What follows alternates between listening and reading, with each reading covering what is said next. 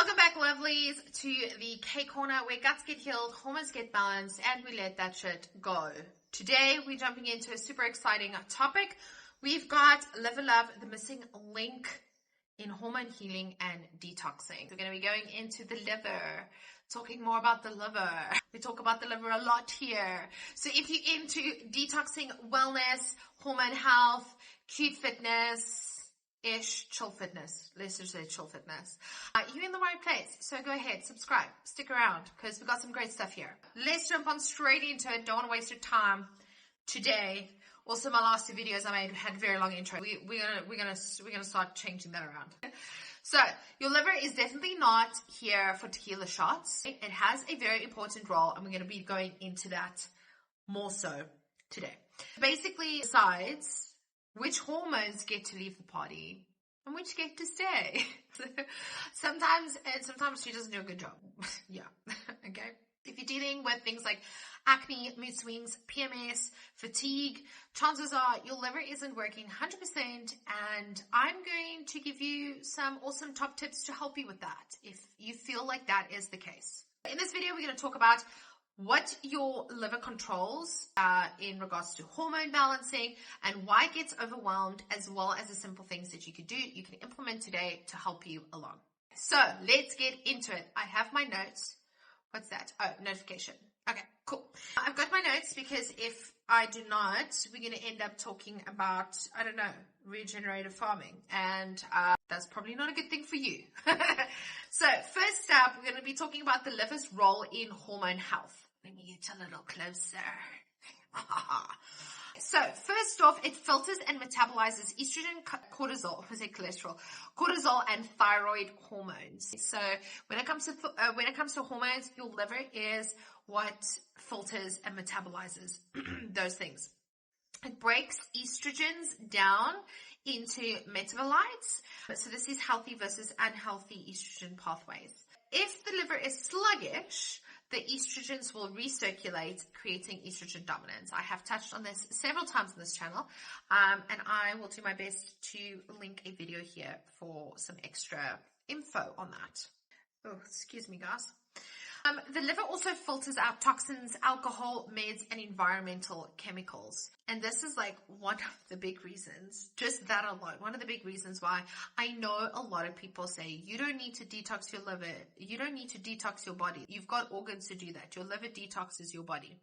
All great and well, but what happens, like your liver, like I said here, is responsible for filtering out toxins, alcohol, meds, and environmental chemicals. So what happens when you are bombarding your body with all of these things? I'll let that sit with you. Think of your liver as an overworked bartender at 2 a.m. trying to serve 200 people. Some things are going to slip through the cracks. So, yeah. Okay. Signs your liver needs some love. So these are some symptoms that you could be experiencing that could be linked to your liver being a bit sluggish, your liver being a bit overworked. That being said, these symptoms can be symptoms of other things as well. My best advice to everyone is who's watching this, and to all my clients, I'm quite big on recommending to all my clients, is have a journal. I spaced out there for a second. Have a journal, write down each and every symptoms, write them down as you go through your cycle as well, because your cycle is a vital sign. Write all your symptoms down. This is data. This data can be used to help you figure out what is happening and what to look for and where to heal or where to even start. It also helps your practitioner. It helps your doctor. Data is valuable. So make notes. So first up, first sign that your liver needs a little bit of help: chronic fatigue and sluggish mornings. If you're feeling super tired, that you can't keep your eyes open, or you just feel like you want to take naps all the time, this is something that could be linked to your liver. Hormonal acne, especially on the chin and the jawline. Oftentimes we see the acne being quite painful cysts along the jawline and the chin. PMS or heavy painful periods. So if you're experiencing severe PMS, or you're experiencing very heavy and painful periods, could be a sign. Stubborn belly fat or water retention, irritability, brain fog, and mood swings, digestive issues like bloating and constipation. So if you feel like you are kind of surviving off of coffee, but still dragging yourself through the day, your liver is not happy, and we need to look at that. So why does the liver get overloaded? So let's jump into this. Why does it get overloaded? Modern lifestyle toxins. This is what a lot of people overlook when it comes to, oh no, your liver does all the detoxing. Not when we are jamming it full of alcohol, caffeine, meds, and processed foods.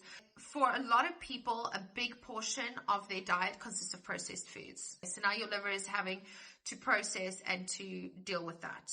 Compared to back in the day when that wasn't really a thing. Processed foods wasn't really a thing until recently, until like the last 50, 70 years. So now they're dealing with that. We're drinking a lot more alcohol. We are on chronic medication. Most people are on medication. Doctors have a tendency to band-aid everything with a tablet. And then you have to take a tablet to counteract the tablet that you're initially taking. Now we are taking a bunch of medications. We're also in a time of our lives where we've got a headache, we take a pill. We've got an itchy asshole, we take a pill. We've got a sore finger, we take a pill. You get my drift? Okay, I hope. We also, coffee lovers. Coffee is a thing now. And I'm a sucker for a good cup of coffee. I love good coffee. Not that coffee is the villain. It's not to say that we're not supposed to drink coffee and we're not allowed to drink alcohol and we should come off all our meds. That is not what I'm saying. What I'm saying is we are today, as we are sitting here, we are taking in more. We are consuming more of this than what we used to. We are giving our bodies more to have to detox and to process and to go through. And shame. That poor liver, guys. It's not to say you don't need to eat it, you shouldn't eat it, you shouldn't do it, whatever the case may be. It's be mindful. Like actually look at what you're putting in your body. So actually go, well, I had 3 cups of coffee today. I ate this and this and this. I had that bottle of wine yet last night where I could have just had a glass instead, like that kind of thing. Environmental exposure as well. Things like plastics, pesticides, and skincare chemicals is something that I do mention in most all of my videos, but it is also something that I like to preface with. It is just be mindful. It is quite literally impossible to get away from everything and be avoidant of everything. You would have to go live in a hole. We live in a world today where we are surrounded by these things.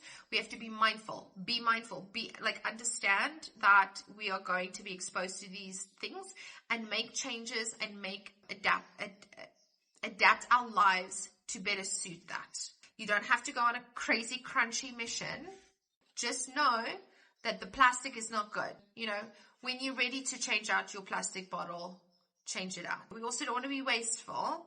We also want to be mindful. Okay. Another reason why the liver gets overloaded is stress. So high cortisol creates more work for your detox pathways. And we live in a world today where stress is a thing. It's a thing. Stress is a thing. And in some cases, it's like cool to be stressed nowadays. No. Gut dysbiosis, toxic byproducts leak into the bloodstream, and then the liver has to clean that up.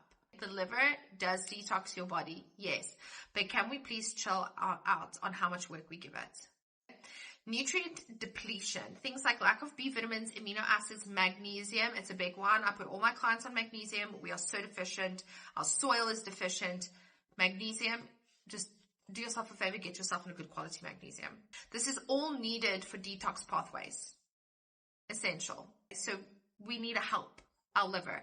If you are not eating your B vitamins and your magnesium and your amino acids, if you're not getting enough of that in, which in something like the case of magnesium, where our soil is so deficient that it is incredibly difficult to get magnesium through food sources alone, you would need to supplement. If you're not getting enough, then your liver's not doing its job properly. To all of those who say that your liver doesn't need help, your body doesn't need to be detoxed because your liver does the job, what if the guy isn't doing the job correctly? What if? I was going to give some weird analogy, but it wasn't coming to my head fast enough. That's okay. So liver detox pathways explained. I'm going to try and give this in a simple way as possible. Phase one. Phase one converts fat-soluble toxins and hormones into immediate forms. Then phase two binds them to water-soluble compounds for elimination via pee, poo, or sweat. So your liver is basically taking the toxin, the hormone, the toxin or the hormone, it's taking it and it's putting other things onto it and making a whole thing to make it water soluble, because if fat soluble, you can't, like water and fat don't mix. So you make it, what's that thing called that you learn in science? Emulsification? It could be that. I could be butchering this concept so badly.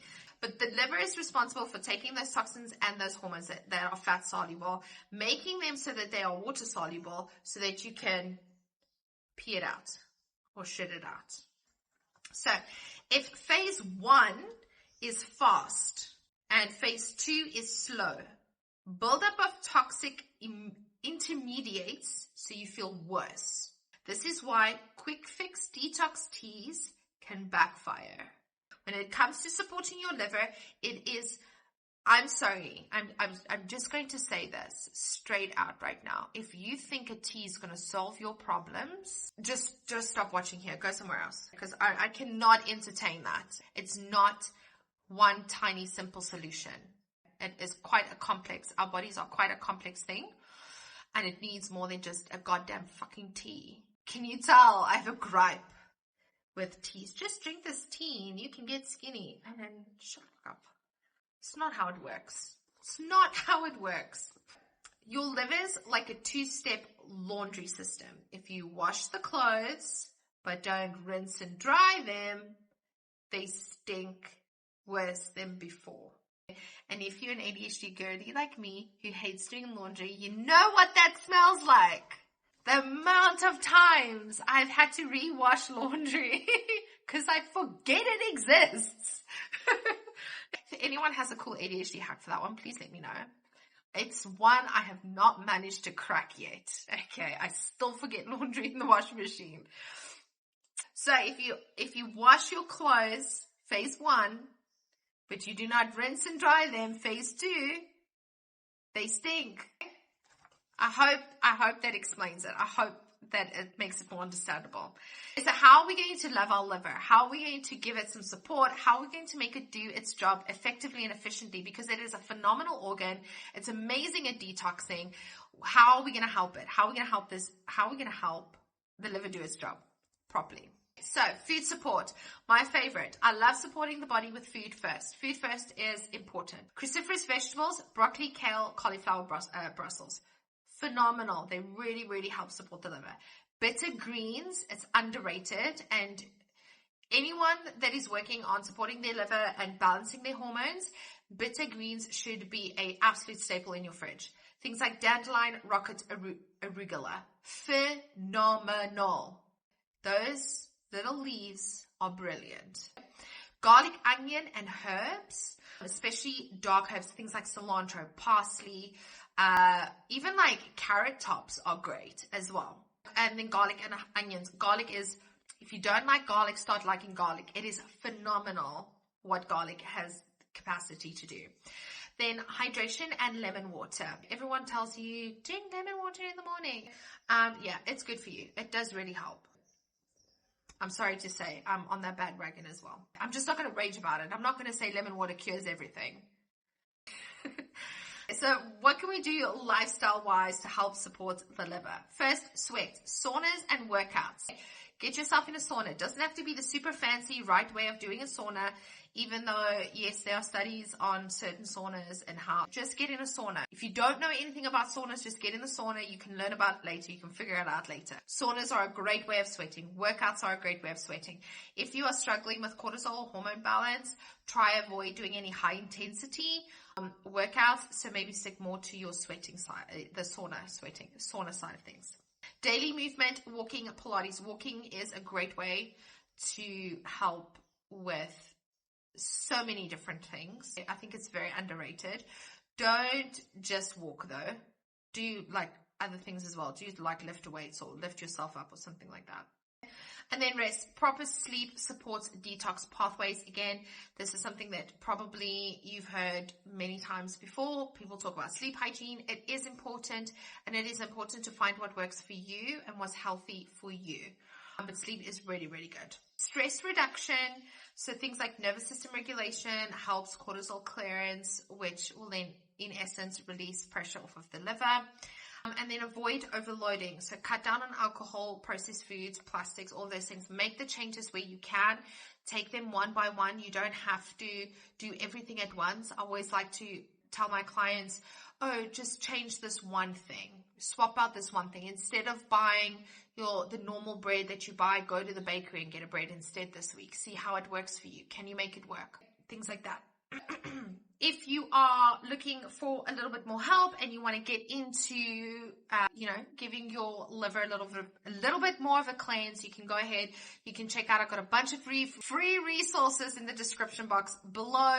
I've also got a bunch of ebooks and programs that you can jump in that can help you start your healing journey. If you're not sure where to start, you're a little bit confused, you're a bit overwhelmed with everything that I offer, pop me a message, pop me a DM, send me an email, and I will get back to you as soon as possible, and I'll help you out get started on an amazing healing journey. With that said, if you enjoyed this video and you found it helpful, please give it a like, drop your comments, drop your questions. If there was something I missed that you think is valuable to the conversation, drop it in the comments down below, and do subscribe, hit that notification bell. I drop weekly videos, not just these deep dives, but also fitness videos and a bunch of other cool, amazing things that you guys can join in on. And with that said and done, I better head going. We're going to charge this phone. Cheers, bye.